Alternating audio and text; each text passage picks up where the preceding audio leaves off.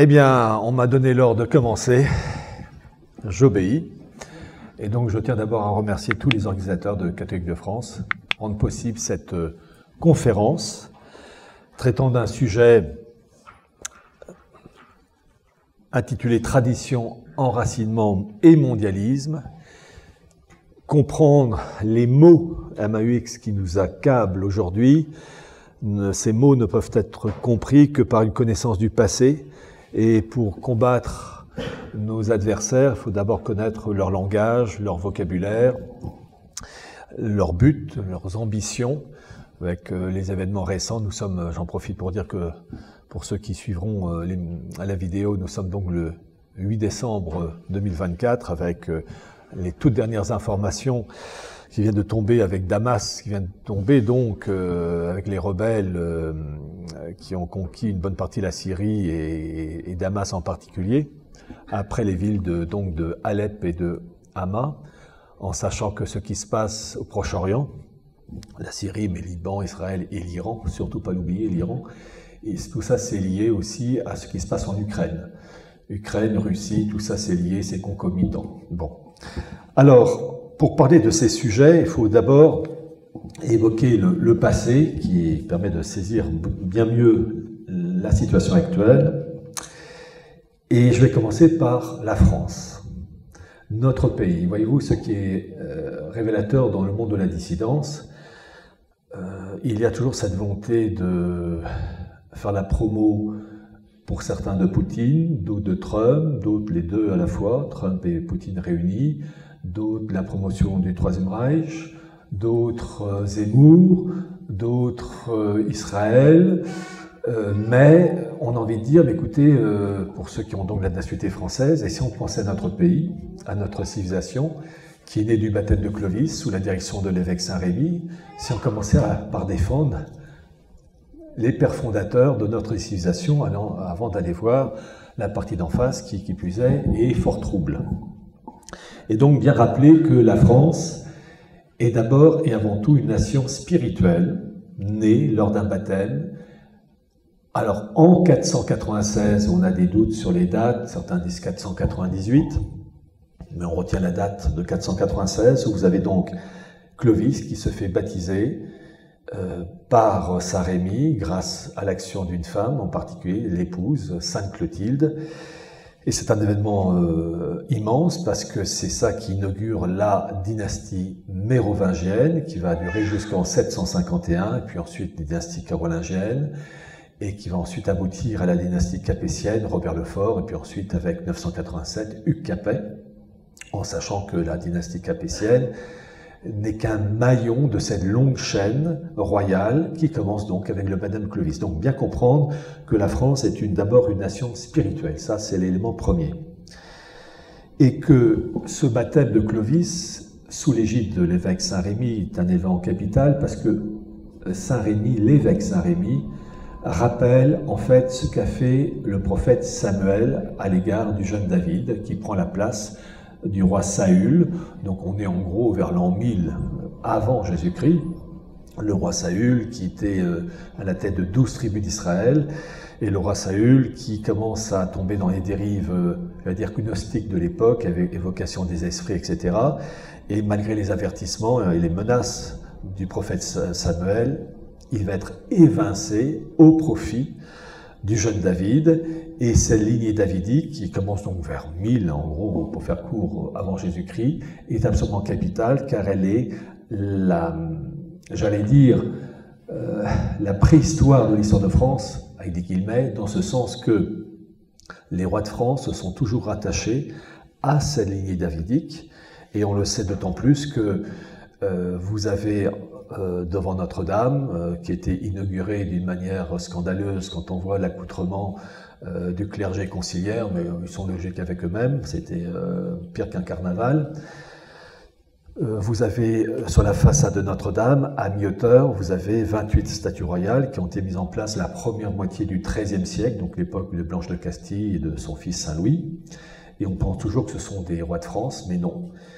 Les rois de France de l'époque ont mis, en fait, les rois de la lignée de David, Salomon, etc., les 15 rois de la lignée davidique, plus 13 hauts fonctionnaires au service de ces rois davidiques, et la royauté française se rattache à ces lignées davidiques, mais attention, via l'incarnation.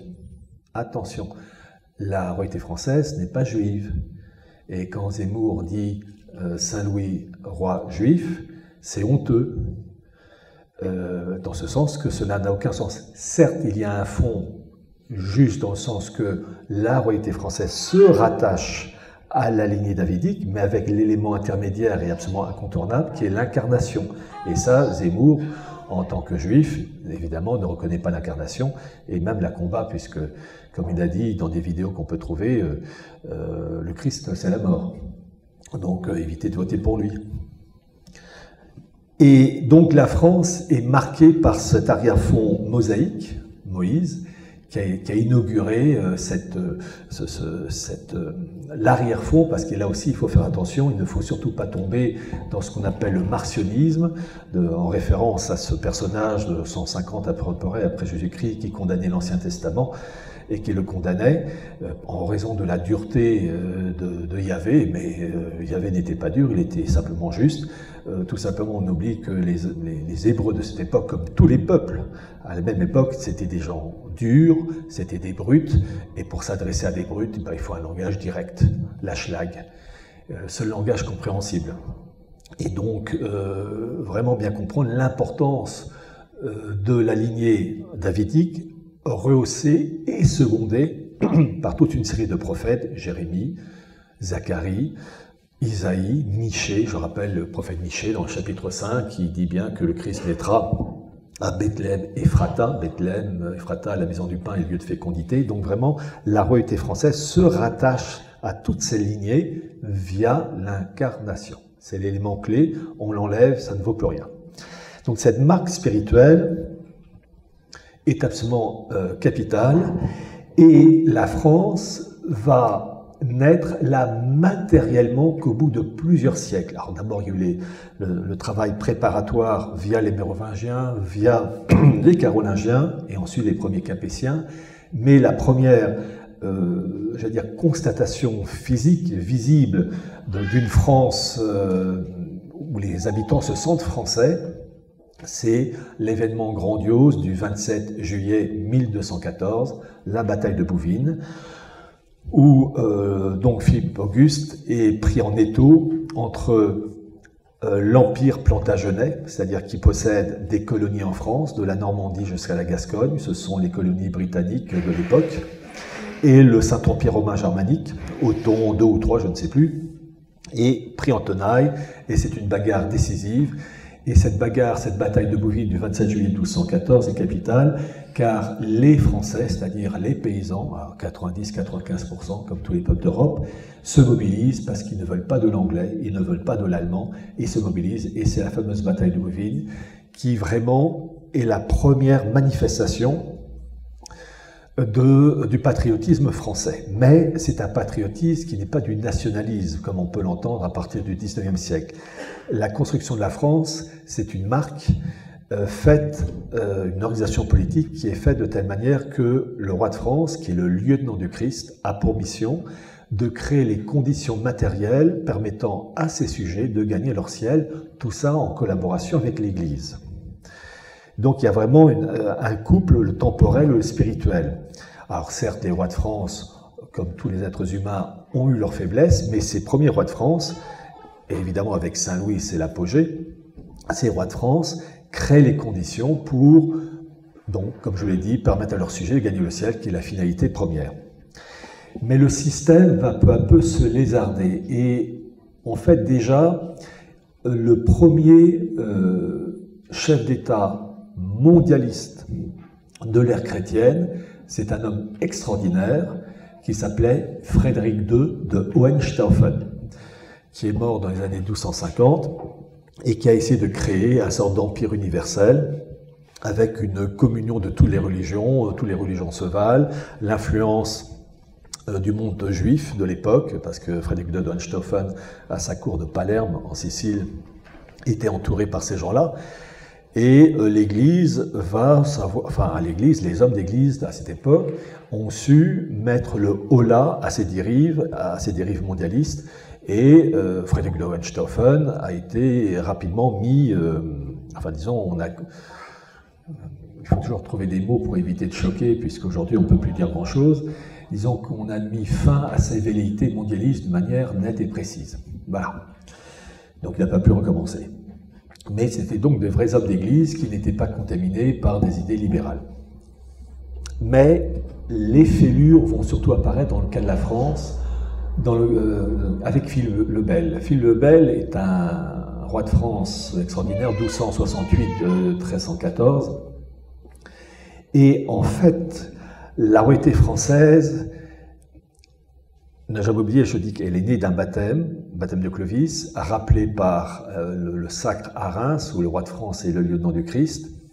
Et la royauté française, sous Philippe le Bel, commence à se lézarder avec la primauté du droit, de l'aspect juridique sur le caractère sacré. Et on voit donc les juristes auprès de Philippe le Bel, comme Guillaume Nogaret, etc., comment dire, jouer un rôle et à vouloir mettre le droit au-dessus du sacre. Et en fait, cette politique, qu'on voit en particulier dans les bagarres entre Philippe le Bel et le pape de l'époque, Boniface VIII, qui va aboutir à une apparente victoire de Philippe le Bel, parce que sa mort en 1314, puis la mort de ses trois fils entre 1314 et 1328 sans descendance mâle, est comme une punition divine qui donne la forme ensuite à la guerre de 7 ans. Et en fait, vous avez l'événement extraordinaire de Sainte Jeanne d'Arc qui va, en fait, comment dire, faire plus que foutre à la porte des Anglais. Sainte Jeanne d'Arc, donc 1429-1431, sa période, j'allais dire, de vie active, 1 an de combat, 1 an de prison et la mort à la fin. Sainte Jeanne d'Arc est là pour rappeler la primauté du sacre sur le droit. Et d'ailleurs, toute sa politique, c'est d'entraîner le futur Charles VII, le gentil dauphin, à Reims pour qu'il soit sacré au mois de juillet 1429. Et donc on a le rappel que le roi de France est le lieutenant du Christ. C'est vraiment un élément capital. C'est-à-dire que la construction de la société française doit être faite en harmonie avec la pensée de l'Église. Et malheureusement, et c'est ça qui est frappant, les avertissements de Sainte Jeanne d'Arc, et je rappelle l'événement extraordinaire qui est la triple donation, chose qui a été confirmée lors de son procès en réhabilitation avec le duc d'Alençon, qui a rappelé qu'effectivement Sainte Jeanne d'Arc avait pris le royaume de France, l'avait offert à Jésus et que, s'exprimant par, j'allais dire, les cordes vocales de Sainte Jeanne d'Arc, et moi Jésus je rends le royaume à Charles, on a le résumé de la science politique française, c'est-à-dire que le véritable roi de France c'est le Christ et le monarque n'est que son bras droit humain. C'est ça que dit Sainte Jeanne d'Arc, c'est absolument extraordinaire, c'est un cas unique dans l'histoire de l'humanité. Mais malheureusement, le travail, l'engagement de Sainte Jeanne d'Arc ne va pas être compris, et ne va pas être compris déjà par Charles VII, qui va lancer une politique de sécularisation du pouvoir royal. Et on peut, dans l'histoire de la royauté française, constater 4 étapes. Il y a ce qu'on appelle la pragmatique sanction de Bourges de 1438. Vous avez le Concordat de Bologne de 1516, François Ier, vous avez la déclaration des 4 articles 1682 avec Louis XIV, et ça aboutit en 1791 avec la déclaration, la constitution civile du clergé. Et en fait, c'est une soumission complète du clergé à l'autorité politique, aux dépens de l'Église. Et ça, c'est ce qu'on voit dans les pays protestants. Et donc, on voit que la marque qui consiste à détruire le dépôt de la foi, s'est malheureusement manifesté avec ces rois de France qui, peu à peu, ont dégradé la situation. Et c'est 1789, c'est pas l'effet du hasard, c'est presque une punition. Et pour comprendre cette dégradation, il faut comprendre évidemment les événements du XVIe siècle avec le protestantisme, Luther, Calvin, etc., la Renaissance, où c'est la primauté de l'homme qui a le dernier mot. Et il y a un juriste français qui a eu un rôle capital, qui s'appelait Jean Bodin. Jean Bodin, donc, c'est 1530-1596, et qui est l'auteur d'ouvrages, les 6 républiques, les 6 livres de la République, qui posent véritablement le socle qui va séculariser la société française, et en fait européenne, parce que les travaux de Jean Bodin vont influencer des personnages comme Hobbes, Locke, Grotius ou Pufendorf.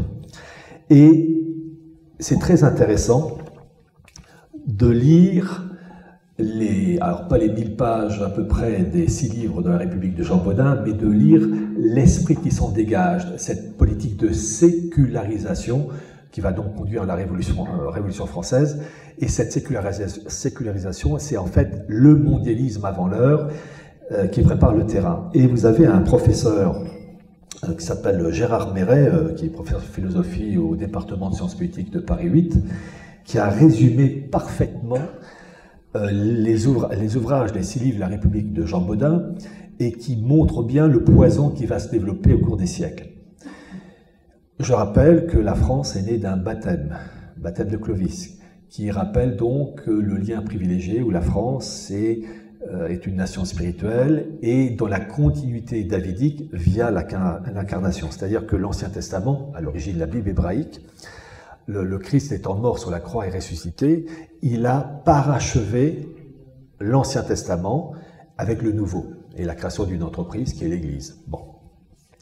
Et le problème avec ces auteurs du XVIe siècle, c'est l'introduction d'un laïcisme, d'une sécularisation, mais qui est en fait fondamentalement antichrétienne. Écoutez ce que dit Gérard Mérès, donc ce professeur de Paris 8, pour résumer les 6 livres de la République de Jean Bodin. Je le cite.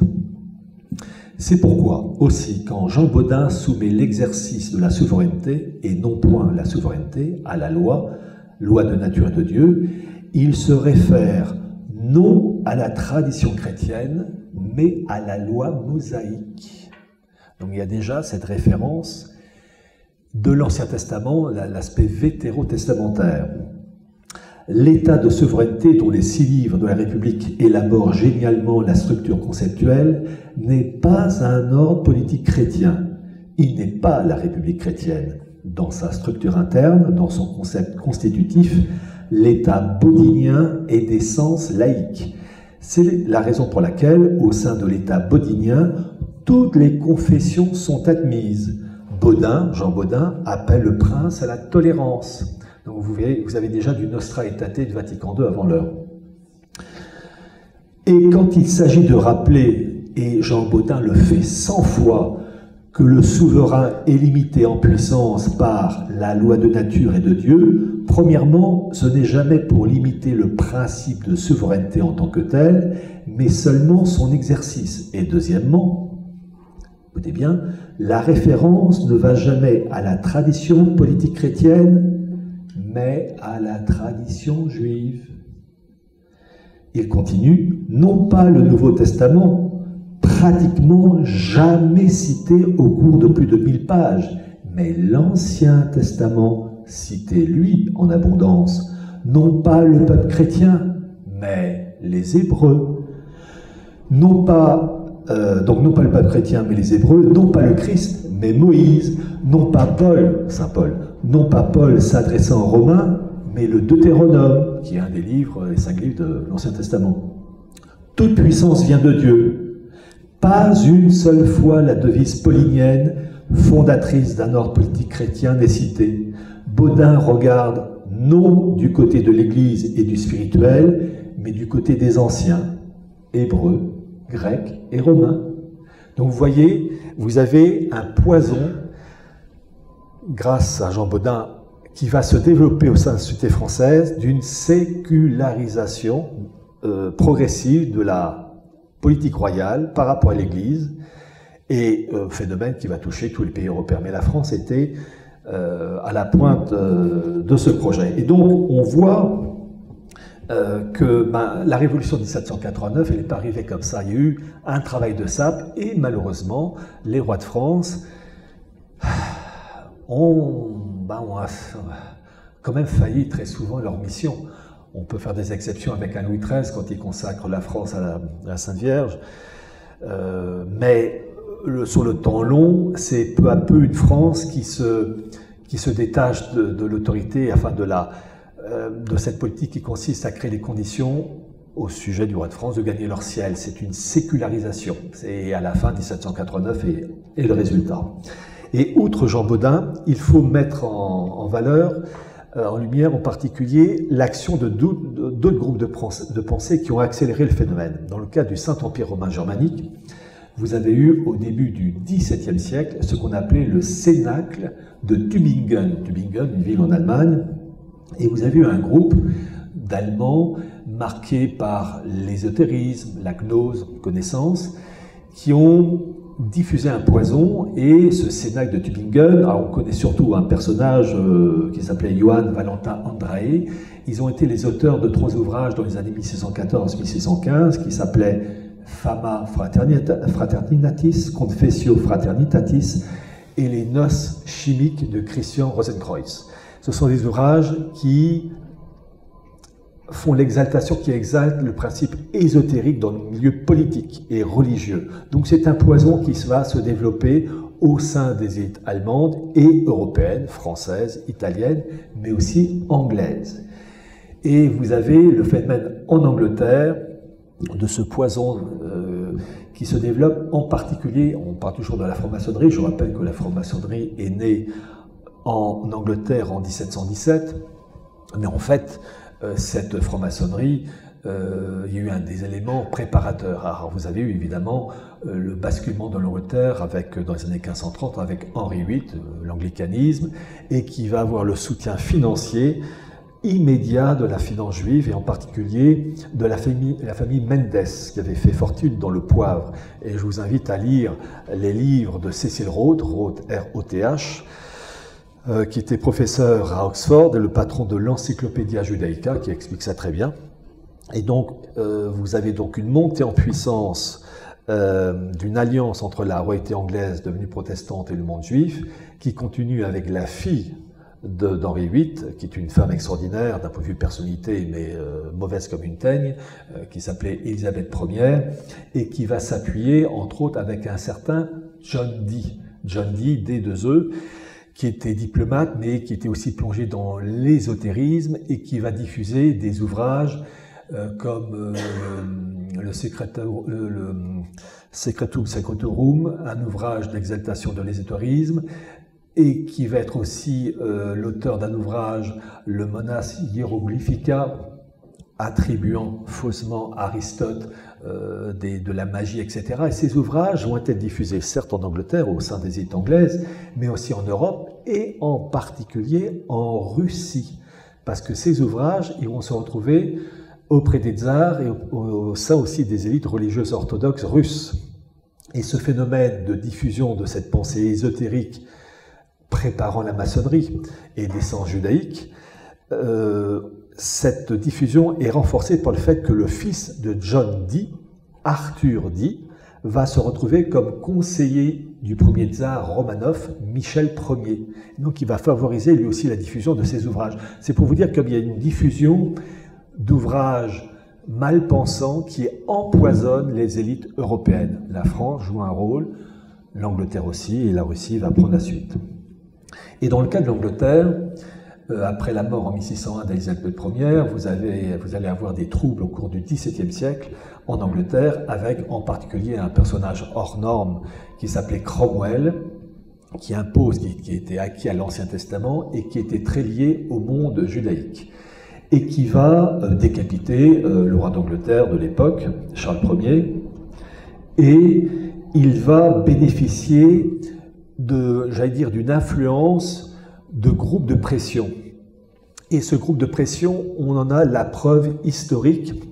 En effet, il y a une lettre qui date de 1646, qui a été rédigée par un personnage qui gravitait autour de Cromwell, qui s'appelait Robert Boyle, qui raconte l'existence d'un groupe de pression autour de Cromwell pour l'aider dans sa politique.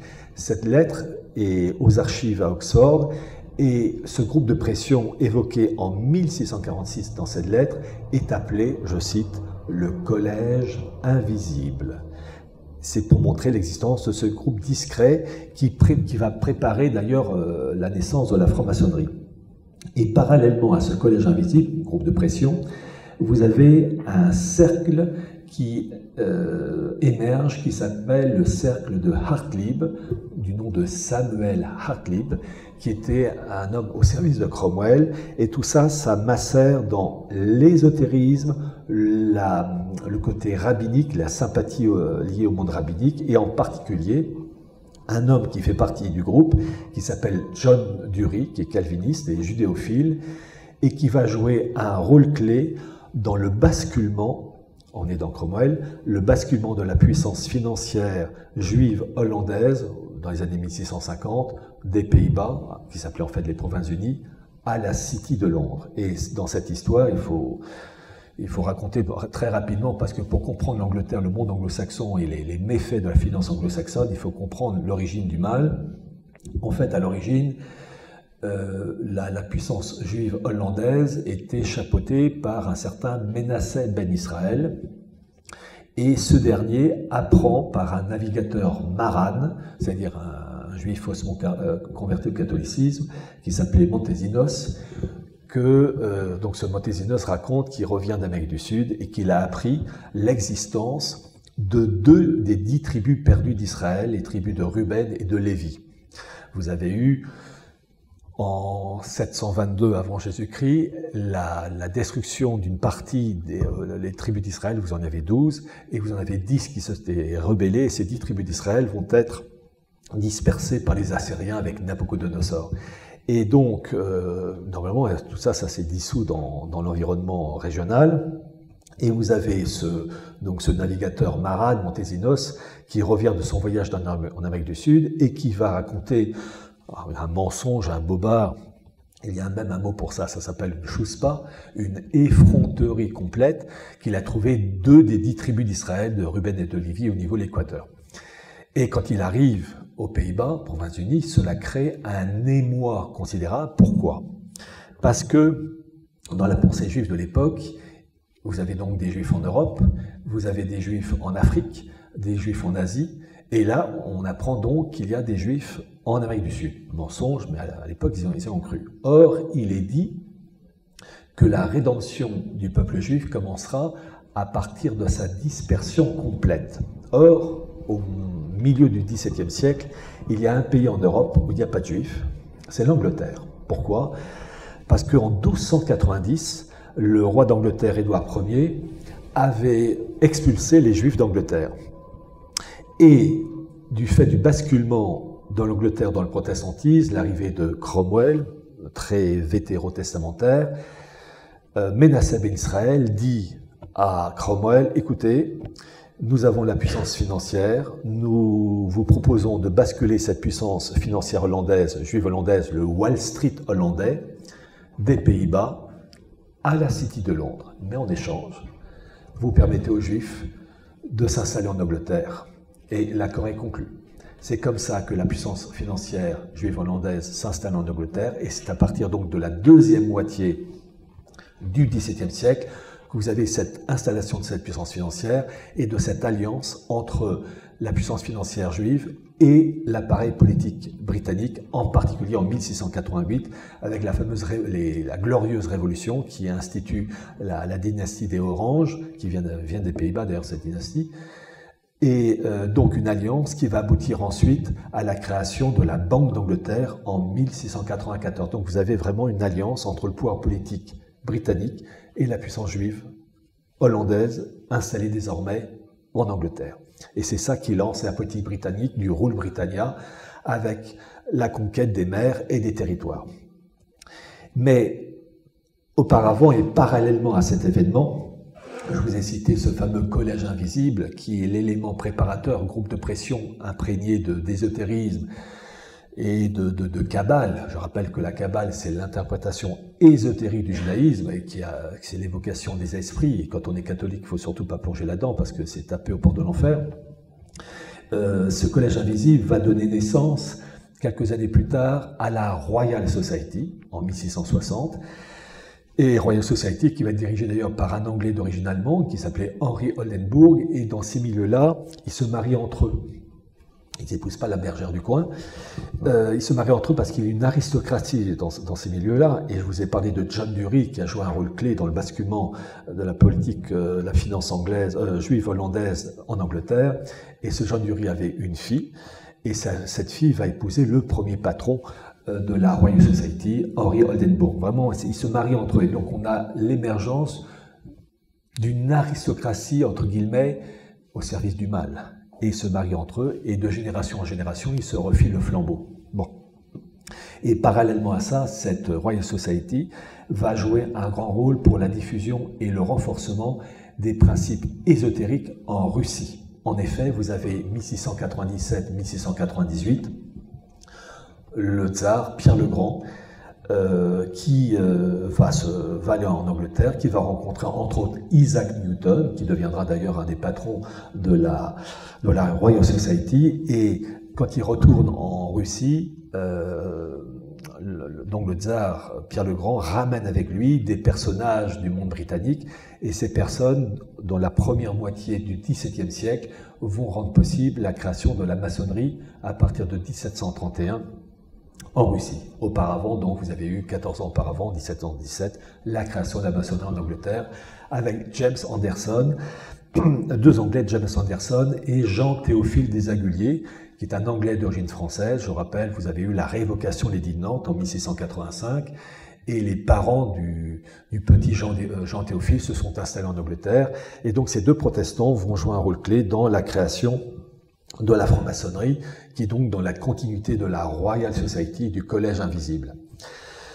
Et bien comprendre que la franc-maçonnerie, je rappelle, obéit à trois critères: le naturalisme, c'est-à-dire l'opposition foncière au catholicisme en tant que religion révélée, le nominalisme, il n'y a pas de vérité, c'est une vérité évolutive, et troisième point, la primauté de l'homme.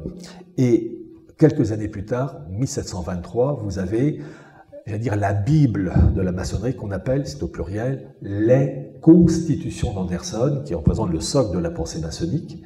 Et vous avez quelques années plus tard, 1738, une modification de l'article 1 des Constitutions d'Anderson, où James Anderson dit que tout franc-maçon se doit d'être noachite. Noachisme. Qu'est-ce que le noachisme? Le noachisme, c'est, entre guillemets, la religion élaborée par le monde rabbinique, farouchement opposé au monde catholique. En fait, le monde juif, depuis 2000 ans, s'est toujours opposé au christianisme, parce que pour les élites juives, le Jésus de Nazareth, c'est pas le vrai Messie. Que c'est un imposteur, et que donc ce qu'il a créé, l'Église, avec ensuite les papes, Saint-Pierre, etc., et tous les États s'inspirant de la doctrine de l'Église, eh bien, ce sont des choses maudites à combattre et à détruire. Et pour cela, il faut une religion pour les non-juifs, les goïms, qui est le noachisme. Alors le noachisme est constitué de 7 lois, et certaines de ces lois sont très bonnes, contre le vol, contre le meurtre. Ce sont des choses tout à fait honorables. Mais en fait, ce noachisme, parmi ces 7 lois, il y a 3 lois qui sont antichrétiennes à mort. C'est le rejet de la Sainte Trinité, le rejet de la divinité du Christ et la condamnation et le rejet du sacerdoce, parce que le prêtre est le transparent du Christ. À la messe, c'est le renouvellement du sacrifice non sanglant du Christ, donc sur la croix, sur l'autel. Et la confession, ce n'est pas l'homme qui est dans la soutane qui pardonne les péchés, c'est le Christ qui se sert de l'outil prêtre transparent du Christ pour pardonner les péchés. Donc ça, c'est une chose absolument à détruire, et c'est là où ce noachisme va se développer et donc faire partie intégrante de l'idéologie maçonnique, en particulier dans le rite écossais ancien et accepté. C'est pourquoi l'expression judéo-maçonnique est une expression parfaite, ça va très bien ensemble. En revanche, je rappelle, parce que malheureusement dans le milieu catho, il y a cette erreur qui est prononcée, il ne faut jamais dire que la société française est judéo-chrétienne. Il faut combattre cette expression. Pourquoi?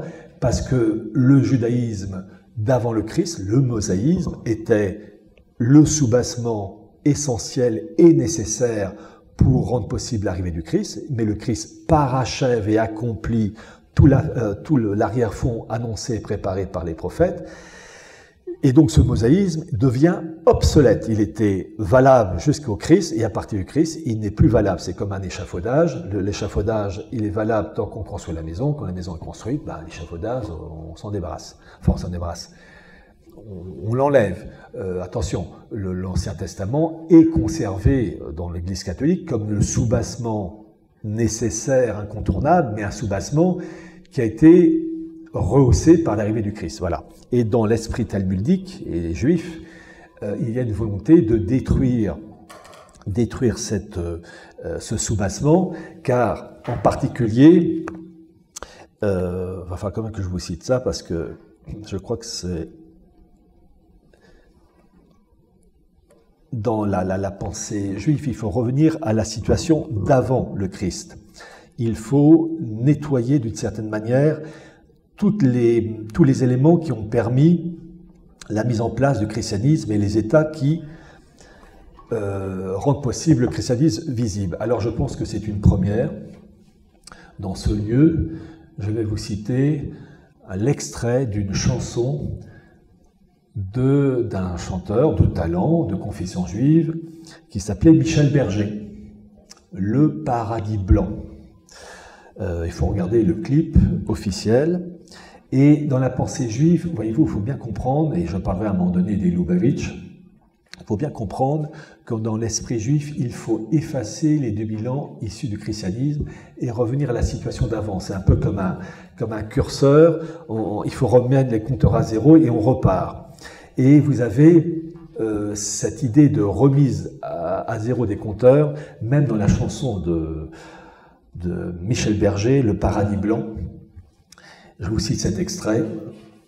« Il y a tant de vagues et de fumée qu'on n'arrive plus à distinguer le blanc du noir et l'énergie du désespoir. Le téléphone pourra sonner, il n'y aura plus d'abonnés et plus d'idées que le silence pour respirer. Recommencer là où le monde a commencé. Parler aux poissons d'argent et jouer avec le vent, comme dans mes rêves d'enfant, comme avant. » Vous voyez cette mentalité qu'on retrouve même dans une chanson qui est belle, mélancolique, mais c'est cette idée de d'effacer un monde pour revenir à la situation première. Et lorsque vous regardez le clip officiel du Paradis Blanc, vous pouvez voir à un moment donné un personnage qui ressemble étrangement à un rabbin sur un canapé et qui a un gros livre qui pensait une Bible hébraïque, et puis sur le côté, à un moment donné, vous avez une sorte d'échelle de Jacob qui va vers le ciel. Voilà, en fait, c'est très spirituel, mais le problème, c'est que les catholiques, n'ayant pas la connaissance de la pensée de la partie adverse, sont incapables de décrypter ce genre de choses. Et donc, bien comprendre qu'il y a dans le monde juif cette volonté de remettre les compteurs à zéro, et le noachisme est le désinfectant qui permet de détruire le catholicisme. Et donc, il faut détruire dans le noachisme la Sainte Trinité, divinité du Christ et le sacerdoce. Et dans le cas des Lubavitch, qui font la promotion du noachisme, je rappelle que pour eux, et je parlerai un peu mieux des Lubavitch et de leur origine, etc., mais c'est écrit dans leur texte, il est bien précisé chez eux que lorsqu'ils arriveront à leur fin, c'est-à-dire à imposer leur idéal, il y aura l'imposition, entre autres, des lois noachites aux non-juifs, et que tout irrespect d'une des 7 lois du noachisme est condamné, ça se traduit par la condamnation à mort du noachite, par décapitation. Donc, pour dire que s'ils arrivent à leur fin, les cathos auront beaucoup de problèmes. Et il faut connaître le messianisme juif, ça c'est absolument capital, parce que, en fait, le fait que les élites juives n'aient pas reconnu le Christ comme le Fils de Dieu incarné, annoncé par les prophètes, Jérémie, Isaïe, etc., eh bien, ça a déterminé l'avenir du monde. En particulier, le fait que les élites juives aient rédigé entre 100 et 500 le Talmud, Babylone et de Jérusalem, qui est violemment antichrétien. Il faut savoir, et malheureusement les cathos ne le savent pas, et le clergé de la Fraternité Saint-Pédis très peu, que dans le Talmud, alors je suis désolé, pour ceux qui ne connaissent pas les propos, c'est du violent, mais il faut le savoir, dans le Talmud, le Christ est châtié dans des excréments bouillants. Voilà. Donc pour vous dire que c'est pas compatible. Donc l'expression dire que la société française est judéo-chrétienne, ou société espagnole, italienne, c'est un terme à bannir. Pourquoi? Parce que le mosaïsme est révolu, il a été utile, mais il est révolu, accompli par le Christ, parachevé par le Christ, et que le nouveau judaïsme, qui structure le monde rabbinique depuis 2000 ans, est antichrétien. Donc on ne peut pas utiliser l'expression judéo-chrétienne. La civilisation française est helléno-romano-catholique. Ça oui, mais n'est pas judéo-chrétienne. Voilà, bien comprendre ça. Et donc, au sein des élites juives, il y a cette volonté d'attendre le vrai Messie apportant la gloire uniquement au peuple juif et aux dépens des nations. Et vous avez eu toute une pléthore de Messies. Alors le premier, vous avez eu Shimon Bar Kokhba dans 132 après Jésus-Christ, mais vous avez aussi Moïse de Crète au 5e siècle, vous avez eu Abou Issa au 7e siècle en Perse, au 12e, toujours en Perse, David Al-Roi, une pléthore de faux Messies. Et le phénomène a pris une ampleur énorme au XVIIe siècle avec Sabbatai Tzvi, qui s'est présenté comme le Messie, qui s'est converti faussement à l'islam, lui et des plusieurs centaines de familles, et qui vont constituer ce qu'on appelait les Dönmei, littéralement les apostats dans l'Empire ottoman, et qui vont jouer un très grand rôle dans la révolution qui va secouer l'Empire ottoman avec les jeunes Turcs. Et quand on lit les carnets complets de Theodor Herzl, le fondateur du sionisme, on se rend compte de l'influence de ces Dönmei, de ces juifs faussement convertis à l'islam au sein des élites ottomanes. Et vous avez eu au XVIIIe siècle la fausse conversion de Jacob Frank au catholicisme, lui et plusieurs centaines de familles, et qui vont toucher toutes les élites européennes, françaises, allemandes, anglaises et américaines par la suite. Et donc c'est un élément qu'il faut connaître. Pourquoi? Parce que l'idéal de ces élites juives, en particulier, s'inspire des travaux d'un rabbin du XVIe siècle qui s'appelait le rabbin Isaac Luria, qui associait la dispersion du peuple juif à la dispersion de Dieu. C'est-à-dire qu'en fait, il partait de ce principe que le peuple juif étant dispersé en Europe, en Afrique, en Asie, etc., eh bien, le peuple juif avait son sort lié à Dieu, et que Dieu, le Dieu juif, le Dieu, la Shekinah, qui est le char divin, eh bien, était associé au peuple juif, et que tous les malheurs des Juifs se rapportaient aussi sur Dieu. Et donc, il fallait, pour sauver Dieu, sauver le peuple juif, permettre son retour sur la terre d'Israël, pour permettre ensuite au Messie de venir. Et ces Messies, ces faux Messies, comme Sabbatai Tzvi, Jacob Frank, vont pousser le bouchon encore plus loin, en promouvant l'idée, j'en ai parlé déjà, je crois, dans la première fois que je suis venu ici, il me semble, de la rédemption par le péché. C'est-à-dire qu'on fait un mal en vue d'un bien. Et d'ailleurs, ils appellent ça rédemption par le péché ou le saint péché. Et c'est une politique absolument affreuse, en rappelant que certaines factions juives s'opposent farouchement à ce type de concept, parce que c'est la porte ouverte à tous les dérives.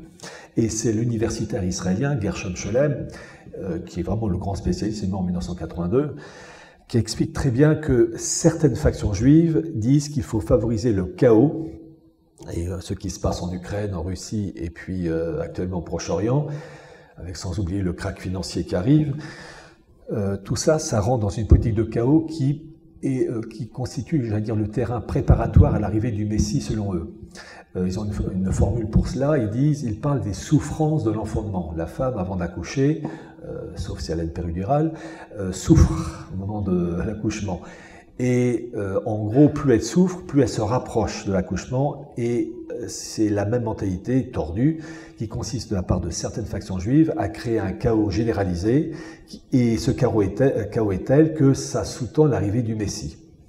Et certaines factions juives, et donc Sabbatai Tzvi et Jacob Frank, poussent le bouchon très loin en disant on va mettre de l'huile sur le feu, activer ce mal pour, en gros, obliger Dieu à intervenir. Et ce que dit Gershom Scholem est très clair, je le cite, et vous allez voir la modernité de ses propos.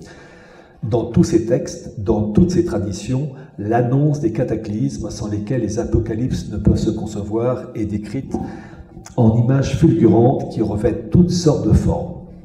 Guerre mondiale, révolution, épidémie, famine, catastrophe économique, mais aussi apostasie, profanation du nom de Dieu, oubli de la Torah, loi, et rejet de tout ordre moral allant jusqu'au renversement des lois de la nature. Donc tout ce qui est wokisme, LGBT, etc., ça correspond parfaitement.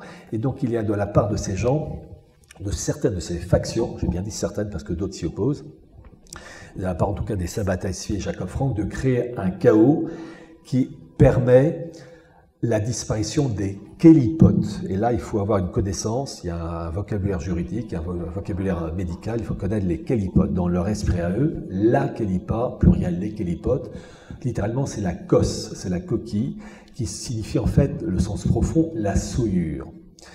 Et les souillures sont, ces souillures viennent de la révélation de l'Église et des États s'inspirant des préceptes de l'Église. Et il part de ce principe qu'il faut détruire ces kélipotes en détruisant la révélation, donc l'Église et les États s'inspirant de la révélation, pour désinfecter le monde. Et en gros, ce monde désinfecté de cette présence maléfique catholique, selon eux, permettra dans ce monde désinfecté l'arrivée de leur Machia, leur Messie. Et donc tous les grands événements, comme par exemple la Révolution française de 1789, c'est une superbe kélipa, une souillure, qui a permis de détruire la royauté française, le roi de France, du nom du Christ. Et Vatican II est aussi une kélipa qui a permis de détruire, selon eux, l'Église avec l'Église conciliaire. Alors ça, c'est une victoire qui est une bataille gagnée, mais c'est pas la guerre parce qu'ils n'auront pas le dernier mot, évidemment. Mais dans cette mentalité, il faut réussir, il faut vraiment bien comprendre, et vraiment, je vous invite à connaître leur mentalité. Il faut détruire les souillures qui empêchent l'arrivée de leur Machia. Et évidemment, il y a une politique de promotion. Et dans cette histoire, dans ce monde juif, il y a ce qu'on appelle les Lubavitch, qui jouent un grand rôle de promotion, et actuellement, c'est eux qui mènent le bal. Alors, un petit rappel sur mon Lubavitch, il est né dans la deuxième moitié du XVIIIe siècle, mais pour comprendre l'émergence de ce milieu, il faut rappeler, comme je l'ai dit, il y a eu d'abord des signes avant-coureurs comme ces Messie, Sabbatai et Jacob Frank, qui en fait voulaient la promotion du chaos tout de suite, dans tous les domaines. Et vous allez donc avoir des factions juives qui vont s'opposer à cette mentalité, donc des bagarres entre clans juifs. Ne jamais oublier que les juifs se bagarrent entre eux et se bagarrent dans le sang, se font pas de cadeaux. Et les Lubavitch vont naître de ces combats avec ce qu'on a appelé d'abord le hassidisme, qui signifie piété, avec deux grands hassides, l'un qui s'appelait Baal Shem Tov et l'autre Magui de Mezerich, qui vont rendre possible l'émergence du monde Chabad ou Abad Lubavitch. Explication des mots. Chabad ou Abad, c'est l'acronyme hébreu de sagesse, compréhension, connaissance. Lubavitch, pourquoi Lubavitch? Parce que c'est le nom de la ville russe, Lyubavitchi, où se trouvait le centre de la première communauté Lubavitch. Deuxième moitié du XVIIIe siècle, qui va naître avec le premier rabbin Lubavitch, 1745-1812, le rabbin Schneur Zalman, qui va être l'auteur de la, entre guillemets, Bible Lubavitch, qui sort en 1797, qui s'appelle Tanya, en 53 chapitres, et qui est une ode à la promotion du monde Lubavitch, mélange de doctrine et d'ésotérisme lié à la Kabbale. Et je vous ai parlé des kélipotes, des souillures, et chapitre 1 et chapitre 6 de cet ouvrage, Tanya, il est bien spécifié que les kélipotes, ce sont les nations chrétiennes, et qu'il faut donc leur faire un sort. Et en fait, pour bien comprendre le monde Lubavitch, bien comprendre qu'ils sont issus de ces milieux apocalyptiques, messianiques, Jacob Frank et Sabbatai Tzvi, mais avec une différence, c'est que ces milieux apocalyptiques sabbatéo-franquistes voulaient le malheur tout de suite. alors que les milieux Lubavitch poursuivent le même but, mais pas tout de suite. Et ça, c'est l'immense différence. C'est-à-dire, c'est comme une déflagration nucléaire. Il y en a qui veulent appuyer sur le bouton tout de suite, ça pète. Et d'autres qui disent, oui, on veut le lancement d'une sorte d'une activation nucléaire, mais d'un processus contrôlé, étalé sur des générations, qui passe par la rejudaïsation des esprits, le retour des Juifs sur la terre d'Israël, mais, et dans ce cas-là, c'est la promotion de ce qu'ils appellent le sionisme religieux, à la différence du sionisme politique de Theodor Herzl, et ce sionisme religieux se traduit par une simple formule qui vient de chez eux: l'intégrité de la Torah, loi, est inséparable de l'intégrité de la terre d'Israël. Donc pour eux, il faut un État d'Israël, mais lié, intimement lié à la Torah et au Talmud. Et donc c'est ça qui va structurer le monde Lubavitch et qui va monter en puissance en Russie, fin 18e, et puis 19e siècle, 20e et aujourd'hui. Alors bien comprendre que le monde Lubavitch poursuit donc le mouvement apocalyptique sabbato-franquiste de chaos, mais un chaos étalé sur des générations, promotion du noachisme, ça je peux vous dire que c'est leur produit fétiche, et volonté de reconstruire le temple en détruisant la mosquée Al-Aqsa.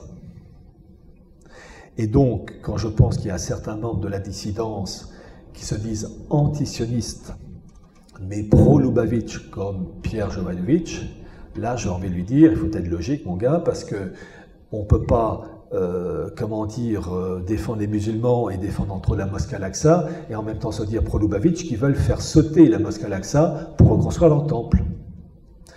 Je rappelle que Vladimir Poutine a rendu visite à mur des Lamentations 2012, et Trump aussi, lors de sa première présidence, et tous les deux ont juré de reconstruire le troisième temple. Et chose intéressante, ils sont dans les deux cas soutenus par les Lubavitch, mais il y a des bagarres internes entre eux, j'en parlerai tout à l'heure. Donc voilà pour les Lubavitch, qui vont donc infiltrer peu à peu la société russe et ensuite les sociétés occidentales, mais c'est bien plus tard. Et j'arrive donc à la Révolution française avec cet événement grandiose qui est la disparition de la royauté française, la mort du roi Louis XVI le 21 janvier 1793.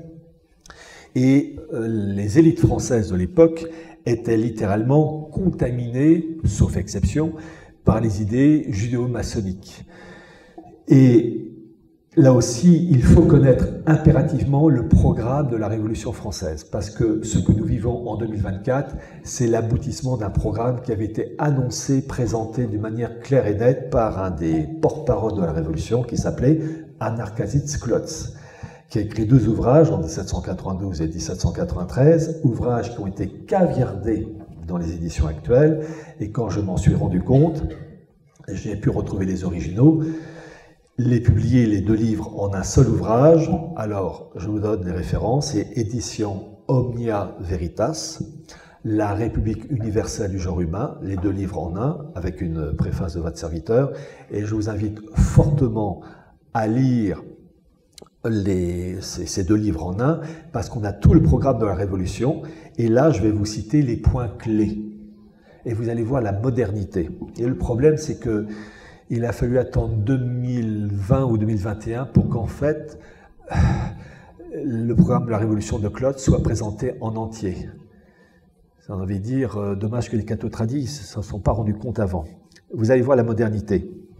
Klotz, dans cet ouvrage qui vraiment met en valeur le programme de la Révolution française, dit qu'il faut, je cite, mettre en place la nation unique. Nation unique, c'est-à-dire l'unité du genre humain. Il souligne l'absurde catholicisme, les sorcelleries de la messe, tant qu'ils croiront que 3 font 1. Rejet de la Sainte Trinité. Volonté de mettre en place une gouvernance mondiale, qu'il n'appelle pas gouvernance mondiale, mais République universelle, où il dit, en blocs continentaux, l'Europe et l'Afrique et l'Asie et l'Amérique se donnent la main dans la cité vaste et heureuse de Philadelphie. Ça, c'est la version ésotérique. Et vous avez ce programme, l'Europe, l'Amérique, l'Asie et l'Afrique, la carte de la gouvernance mondiale multipolaire présentée dans la revue The Economist en 1990, et c'est le programme qu'on essaye de mettre en place actuellement avec des Poutine, des Trump, une gouvernance mondiale, donc mondialisme, mais à l'échelle multipolaire. Le programme de Klotz, programme révolutionnaire continu. La constitution de l'univers sera faite lorsque les droits de l'homme seront en exercice sur un globe divisé politiquement en 1000 cases départementales. J'ai publié mon bouquin Atlas du mondialisme, la France en département mais en carré. Eh bien, ça là, c'est le même principe, mais à l'échelle planétaire, des blocs continentaux divisés en carrés. C'est la technostructure de l'époque. Et en fait, c'est le déracinement. N'oubliez jamais une chose, le mondialisme, c'est évidemment antichristique, anti-révélation, anti-incarnation, mais c'est aussi le déracinement. C'est-à-dire qu'il s'agit, dans leur mentalité, de créer une humanité mélangée et déracinée. Et l'immigration rentre dans cette politique. Et il le précise lui-même. Avant de citer cette phrase, il dit la République universelle, donc la gouvernance mondiale, remplacera l'Église catholique, écrit en toutes lettres. Et il parle de l'immigration. Il dit ceci: l'étranger, expression barbare dont nous commençons à rougir. Il faut mélanger les populations. Je demande la disparition du mot français. Avec la construction européenne, actuellement, on est parti. Je rappelle que vous avez eu en novembre 2023 un rapport rédigé par Guy Verhofstadt, qui est député belge au Parlement européen, pour la mise en place définitive d'une Europe à structure fédérale. Et ce qu'on voit actuellement, et c'est l'époque, on vit vraiment une époque de basculement, avec la crise économique qui s'aggrave, l'instabilité politique en France, l'activation possible de l'article 16 qui donnerait les pleins pouvoirs à Macron et qui confierait indirectement ce pouvoir à l'Union européenne, à Bruxelles, la tentative de mettre en place, de parachever cette Union européenne en un État supranational où les pays, France, Italie, etc., ne seraient que de vulgaires provinces. Je rappelle que l'idée d'une Europe à structure fédérale s'était lancée par les dirigeants allemands politiques et les dirigeants des Länder, Bavière, Bade-Württemberg, etc., en 1987. Tous les textes clés de la construction européenne sont tous allemands. Bon. Il y a dans ces écrits de Klotz, outre la volonté de favoriser l'immigration, il y a le rôle des capitalistes hébreux. Je le cite. Donc on est dans les années 1792-93. Nous trouverons encore de puissants auxiliaires, de fervents apôtres dans les tribus judaïques qui regardent la France comme une seconde Palestine. Et il parle du rôle bénéfique, selon lui, des capitalistes hébreux qui tiennent tout. Et il met en valeur le principe, dans ses ouvrages, de la métempsychose. La métempsychose, c'est la migration des âmes. Et bien dans la Kabbale, ça s'appelle le Gilgoul. Donc bien comprendre que les esprits de l'époque sont littéralement contaminés par la marque judéo-maçonnique de l'époque. Et il termine son ouvrage en 1792 en disant ceci, je le cite: « L'an premier de la République française est l'an premier de la République universelle, gouvernance mondiale. » Donc on voit un processus qui a été lancé, appuyé sur un bouton, 1792, pour peu à peu, au fil des générations, aboutir à la situation actuelle, qui consiste finalement à obtenir la disparition des États, une gouvernance mondiale, mais pour aboutir à cela, et ça c'est une chose qui est absolument épouvantable, pour parachever cette gouvernance mondiale, cela passe par un sacrifice humain. Et là, les Lubavitch, en fait, qui sont à la pointe du mondialisme actuellement, jouent un rôle en faveur de ce basculement. Alors, je rappelle une chose, c'est que les Lubavitch, à l'origine, qui étaient en Russie jusqu'aux années 20, en raison de la bagarre entre le parti bolchevique et les Lubavitch, ces derniers ont dû émigrer d'abord en 1927 en Lettonie, à Riga, puis ensuite en Pologne dans les années 30, avant de s'installer en 1940 à New York. Je disais que les Juifs entre eux se battent à mort. Il faut savoir que dans les années 20, en Russie, la guerre civile, la section juive du parti bolchevique qui faisait une guerre à mort contre les Loubavitch, cette section juive bolchevique, était dirigée par un ancien rabbin Loubavitch, qui s'appelait Sémion Dimonstein, et qui connaissait parfaitement ces anciens coreligionnaires. Donc vraiment, ce sont des bagarres à mort. Et lorsque les Loubavitch se sont installés à Varsovie dans les années 30, vous avez eu la guerre de 1939, où l'armée allemande a fait prisonnière la communauté Loubavitch, enfin en tout cas la direction. Il faut savoir, ça va pas être raconté à la division, que vous avez eu un accord conclu entre l'administration Roosevelt et les dirigeants nazis pour exfiltrer les dirigeants Loubavitch de Varsovie jusqu'à New York. Et pour cela, ils se sont adressés à donc de haut, enfin l'administration Roosevelt s'est adressée à des dirigeants nazis comme le patron de l'Abwehr. L'Abwehr, c'est le contre-espionnage, qui s'appelait Wilhelm Canary, entre autres. Et il y a eu, ce personnage a mis en place un groupe d'officiers allemands d'origine juive. D'ailleurs, celui qui dirigeait ça s'appelait Bloch, on ne peut pas faire plus. Hein. Et muni de documents de visa diplomatique, ils ont pu exfiltrer la direction Loubavitch de Varsovie à New York en 1940. Donc c'est très intéressant, comme il y a eu une collaboration entre l'administration Roosevelt et la direction allemande et les hautes sphères. Donc je raconte tout ça dans ce livre. Mais je vais faire une toute petite pause parce que j'aurais dû le faire. Je vais faire une petite incise sur le mondialisme du XIXe siècle avec le vicomte de Gontaubiron. J'aurais dû le faire un peu plus tôt, mais emporté par mon élan, bon, pardonnez-moi. Voyez-vous, c'est ça que beaucoup ne comprennent pas, c'est que le mondialisme, c'est une histoire ancienne. En fait, le mondialisme, il ne faut jamais oublier, c'est un messianisme pressé. C'est détruire le monde issu de la révélation pour remettre le compteur à zéro et reconstruire un modèle selon un idéal rabbinique, talmudique, et noachite pour les non-juifs. Et il y a un personnage pour qui j'ai une immense vénération, un immense respect, c'est le vicomte de Gontaubiron, qui a été le premier ambassadeur de France après la défaite de Napoléon III à Sedan en 1870. Et il a été choisi comme premier ambassadeur de France, donc à Berlin. C'était un catholique légitimiste, qui n'était pas un diplomate de formation et qui a été choisi par Adolphe Thiers. Adolphe Thiers qui était un républicain convaincu.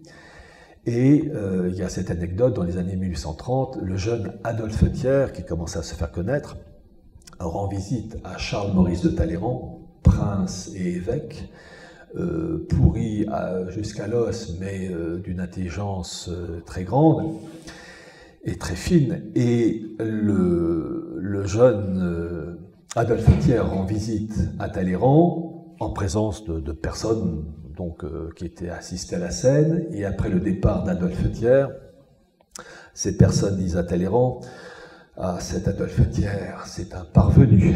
Et Talleyrand a répondu « Oui, mais il est arrivé ».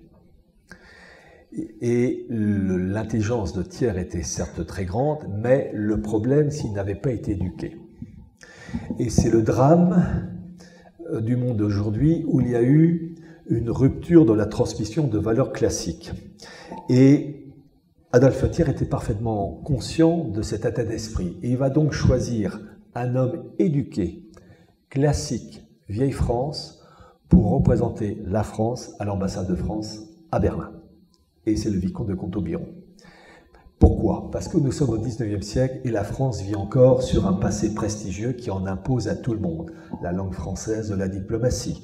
La défaite française de 1870 a été conclue par un traité, le traité de Francfort, mai 1871, rédigé uniquement en français. Imaginez la défaite de l'Allemagne nazie en 1945, rédigé uniquement en allemand.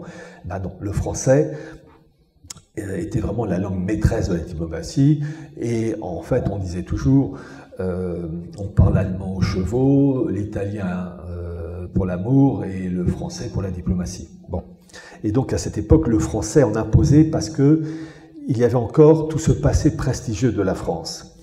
Et donc Gontaubiron est envoyé à Berlin, et là il est confronté à un homme de génie que je connais relativement bien, on ne peut jamais dire bien, mais relativement bien, qui est un homme pour qui j'ai une admiration immense, qui est un ennemi, mais un homme malgré tout admirable dans son style, c'était le chancelier Bismarck. Et j'ai lu ses mémoires. Ses mémoires, en fait, s'intitulent « Pensées et souvenirs ». Et Bismarck avait cette intelligence de savoir, et c'est le drame des catholiques, de connaître la mentalité de la partie adverse. Voyez-vous, les catholiques tradis, clergés compris, sauf exception, ils ne connaissent pas le monde rabbinique. Ils ne connaissent pas son langage, ses ambitions, etc. Bismarck connaissait, lui le protestant convaincu, il connaissait merveilleusement bien l'esprit catholique. Et quand on lit ses mémoires, il dit que le seul ennemi de l'Allemagne, en France, ce sont les milieux catholiques légitimistes. Il n'a que du mépris pour les orléanistes, que du mépris pour les républicains, que du mépris pour les bonapartistes. Les seuls qu'il craint, ce sont les légitimistes, en dehors de quelques-uns à l'esprit parisianisé, c'est-à-dire esprit mondain. Et lorsqu'il voit arriver le vicomte de Gontaubiron, il voit arriver l'homme qui représente les idées qu'il déteste. Et au simple regard entre ces deux hommes, il se pige, mais tout en restant courtois, évidemment. Et le vicomte de Gontaubiron veut à tout prix que la République, c'est l'époque où la République risque d'arriver au pouvoir, mais c'est l'époque aussi de l'espoir, avec le comte de Chambord, de restaurer la monarchie. Et Bismarck, c'est ça qui est absolument admirable, a parfaitement compris qu'il faut détruire la France en mettant des principes républicains, les principes de 89. Il explique. Mais il ne veut pas de la République vulgaire. Il veut la République conservatrice, avec le beau papier d'emballage qui en impose et la pourriture en arrière. Et le vicomte de Gontaubiron, lui, il a parfaitement compris le subterfuge et il va essayer d'alerter Adolphe Thiers, mais lui, républicain, ça ne marche pas. Et je rappelle une chose aussi, le vicomte de Gontaubiron la France, suite à la défaite de 1870, était occupée par les armées prussiennes, devenues allemandes, et le territoire ne pouvait être libéré qu'après le paiement de 5 milliards de francs or. Et le vicomte de Gontaubiron, alors tout ça aux frais du contribuable français, et le vicomte de Gontaubiron va réussir à raccourcir le temps d'occupation d'1 an et demi. Et donc, c'était toujours 1 an et demi de moins à payer pour les Allemands. Voilà. Et donc, le vicomte de Gontaubiron, lui, outre ça, va essayer d'alerter, comment il s'appelle, Adolphe Thiers et ses comparses, qu'il ne faut surtout pas rétablir la République conservatrice, parce qu'il sait que Bismarck, en faisant ça, va, introduire un virus informatique dans l'âme française. C'est ça que je veux faire comprendre. Bismarck, lui, le protestant, avait compris que l'âme française était née du baptême de Clovis et qu'il fallait mettre un système politique contraire à la civilisation française née du baptême de Clovis. Mais il fallait un système qui présente les apparences de l'esprit correct, du côté respectable. Et dans ses mémoires, le vicomte de Gontaubiron dit ceci: Bismarck préférait donc de beaucoup la République conservatrice. Écoutez bien la qualité du français, c'est-à-dire un état de choses d'apparence fort convenable, mais dissolvant de sa nature, conduisant, selon lui, au résultat recherché qui était d'affaiblir la France immanquablement, quoique insensiblement, sans crise violente et sans ces effervescences qui traversent les frontières. Donc Bismarck a réussi à imposer la République en France, les principes de 89, pour détruire l'âme du pays. Et vicomte de Gontaubiron a tout fait pour essayer d'empêcher ça. Et quand la République a été instaurée en France, Bismarck n'avait qu'une idée en tête, foutre à la porte ce vicomte. Et en 1877, il réussit à le faire. Et il y a une lettre de Bismarck adressée à un aristocrate prussien qui s'appelait Henkel von Donnersmarck, marié une juive d'ailleurs, qui s'appelait Lachmann, plus connu sous le nom de la Païve, qui a joué un très grand rôle auprès d'Adolphe Thiers d'ailleurs. Et dans la lettre adressée à Donnersmarck, Bismarck écrit « Le départ de M. de Gontaubiron m'a causé une joie extraordinaire. » Et qu'est-ce qu'il fait Bismarck?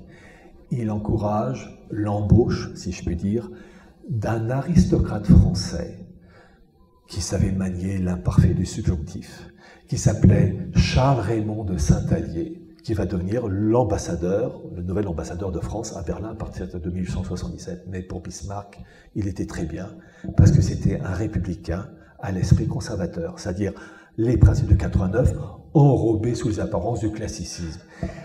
C'est ça qu'il faut comprendre. Le poison, je dis toujours, vive comme bénite. Dans ce sens qu'il est pourri, ça se voit, ça s'entend. Donc c'est facile de combattre. Il faut toujours se méfier des personnes qui ont une apparence classique, mais avec le poison en arrière-fond. Et Bismarck voulait ça, il voulait, et il a réussi, à faire venir un ambassadeur aristocrate, qui avait toutes les apparences du savoir-vivre, mais qui avait l'esprit vicié par les principes de 89 et qui était républicain. Et on retrouve ce même phénomène avec Charles de Gaulle. Ne jamais oublier que Charles de Gaulle est issu d'un milieu classique vieille France. Son père, Henri, lisait l'AF. Et le petit Charles de Gaulle entendait sa famille tonner, du verbe tonner, T-O-2-N-E-R, tonner contre, je cite, les 4 États confédérés, les Juifs, les protestants, les métèques. Mais donc, il était royaliste, c'est un milieu royaliste. Mais Charles de Gaulle, pour arriver au pouvoir, avait compris que, comme il écrit dans son livre, dans le livre, le commentaire, c'est Perfit qui cite ça, De Gaulle dit en 1940 que s'il s'est lancé dans cette aventure, c'est par ambition. Il le dit lui-même. Et De Gaulle savait très bien que pour avoir le pouvoir, il fallait à tout prix adhérer au principe de 89. Le régime de Vichy avait supprimé la franc-maçonnerie, et il faut rappeler que c'est une ordonnance du 15 décembre 1943, signée par De Gaulle, qui a permis le rétablissement de la maçonnerie, avec l'appui du grand maître de la Grande Loge de France, qui s'appelait Michel Duménil de Gramont, qui était appelé le maçon de De Gaulle. Et voyez-vous, pourquoi ce qu'a fait De Gaulle est profondément malfaisant? Parce qu'il a réintroduit le principe révolutionnaire, le poison de 89. En contrepartie, De Gaulle nous a empêché l'Amgot en 44-45, qui était la monnaie d'occupation. Il nous a donné une politique d'indépendance nucléaire. Il nous a apporté donc des choses matérielles, utiles, mais qui fondent comme neige au soleil avec le poison révolutionnaire qui détruit tout. À quoi ça sert d'avoir une politique nucléaire quand celle-ci, d'ailleurs, est en train de se faire détruire par les Allemands dans le cas de la Commission européenne? À quoi ça sert d'avoir établi certains principes qui, en fait, ont été littéralement bouffés par la construction européenne? Bien comprendre que De Gaulle, en rétablissant les principes de 89, a réinstauré le poison dissolvant, conduisant à la disparition du mot français, dans le cas d'une Europe unifiée, devant se glisser et s'intégrer dans une République universelle. Et c'est ça qu'il faut comprendre. Et le problème, c'est que beaucoup n'ont pas compris. Et je vais terminer par ces quelques mots. Nous avons actuellement un basculement qui s'annonce, la crise qui secoue la France actuellement avec l'instabilité ministérielle. Est-ce que Macron va trouver, à la date du 8 décembre, au moment où je parle, un Premier ministre? Peut-être que oui, peut-être que ça durera 3 semaines, 3 mois, 6 mois, ça se cassera la figure. En fait, on arrive au bout du bout avec ce qui se passe au Proche-Orient. Les bagarres entre clans Lubavitch. Je rappelle que le clan Lubavitch de New York est en guerre contre les Lubavitch pro-Poutine. Depuis février 2022, les Lubavitch de New York ne financent plus leurs coréligionnaires de Russie. Pour vous dire comme ils se bagarrent entre eux. Alors est-ce qu'ils vont se rabibocher avec l'arrivée de Trump? Je ne sais pas. Je rappelle que Trump s'est recueilli sur la tombe du rabbin Menachem Mendel Schneerson, le patron des Lubavitch, que, comment il s'appelle, Poutine participe à des cérémonies de promotion du monde Lubavitch. Je rappelle que le monde Lubavitch est anti-chrétien et anti-orthodoxe. Donc on vit une époque de fragilité, et le cas de la France est particulier parce que, comme je l'ai dit, je termine par ça, la France à l'origine est une nation spirituelle. Et j'ai toujours considéré que les 5 républiques, la première étant née en 1792 et la 5e 1958 avec De Gaulle, Les 5 républiques sont d'une certaine manière, pour la France née en tant que nation spirituelle, ces 5 républiques sont d'une certaine manière les 5 plaies du Christ, qui défigurent et mettent à mort la France. Samedi dernier, je voulais raconter à des personnes tout à l'heure, j'ai visité Saint-Denis, la crypte des rois de France, que je connaissais, j'étais allé déjà une vingtaine d'années, mais la personne avec qui j'étais ne s'y était jamais rendue, donc on y est allé ensemble. Et dans la crypte, vous savez qu'il y a eu le viol des sépultures royales, vous avez un amoncellement de fémurs, de rotules, appartenant à plein de rois, plein de reines, de princes, de dauphins, de dauphines, etc., derrière des plaques de marbre. Et puis au cœur, vous avez les tombes de Louis XVI, Mère Antoinette, etc. Mais vous avez aussi, au sein de cette crypte, une exposition intitulée « Les nouvelles reines de France », avec de grands portraits en couleur, des portraits qui font 2 mètres 50, 3 mètres de haut, 2 mètres de large, des femmes de Saint-Denis, avec leurs noms. Et en fait, ce sont avec des textes pour la promotion de la défense de la femme, de la dignité de la femme, et de son émancipation, etc. Et mis à part, j'ai vu un prénom comme Corinne, le reste, c'était pas de chez nous. Je suis sorti avec cet habit, après on a visité la basilique, et on a pris la grande rue de Saint-Denis, qui est une rue piétonne très large, qui s'appelle rue de la République, la bien nommée. Et je peux vous dire que la ville de Saint-Denis est une cité africaine. 99% de la population est d'Afrique du Nord, d'Afrique subsaharienne, avec quelques Asiatiques. J'ai vu un vieux couple, pauvre, les vrais habitants de Saint-Denis, n'ayant pas assez d'argent pour quitter la ville, qui marchaient tête baissée, fatigués. J'ai vu 2 jeunes filles, blanches, en fait 2 minettes, dont le raisonnement se résume au niveau de la stature, 2 types, et sinon des centaines et des centaines de populations d'Afrique du Nord et d'Afrique subsaharienne. Et je me suis dit, vraiment, la Révolution française, on la paye cher. La punition divine, elle continue. Et on ne peut s'en sortir que par des événements douloureux. Parce que pour que le système saute et qu'il soit remplacé sur des bases saines, et ça c'est l'espérance chrétienne qui est là, ça peut se faire que suite à des événements douloureux. Je dis toujours, les 2 espoirs qu'on a, c'est ce qu'a dit le Christ à Sainte Marguerite Marie pour le Sacré-Cœur, où il a dit « Je régnerai malgré mes ennemis ».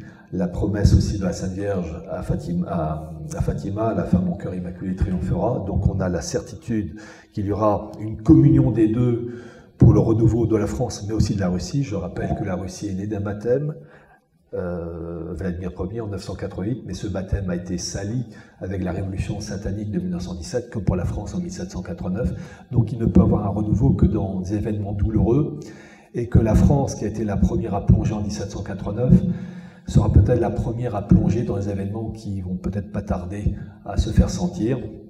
Ça sera aussi, je pense, le premier pays à se relever, avec peut-être un grand personnage pour remettre la France d'aplomb et un autre grand personnage pour remettre l'Église d'aplomb, mettant fin tous les 2 pour la France à 1789 et pour l'Église, mettant fin à Vatican II. Et là, le renouveau sera véritable. Je vous remercie.